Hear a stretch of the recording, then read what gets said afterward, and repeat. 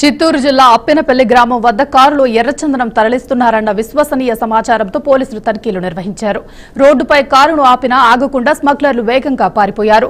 CI Muralimohan సహాయంతో అటువైపు ఉండే గ్రామస్తులను హెచ్చరించడంతో స్మగ్లర్ల వాహనాన్ని అడ్డుకున్నారు. స్మగ్లర్లు భయపడి వాహనంలో ఉన్న ఎర్రచందనం దుగ్గలను వదిలి పరారయ్యారు. ఘటనా స్థలానికి చేరుకున్న అటవీ పోలీసు అధికారులను కారును ఎర్రచందనం దుగ్గలను సీజ్ చేసి ఉన్నతాధికారులకు సమాచారం అందించారు.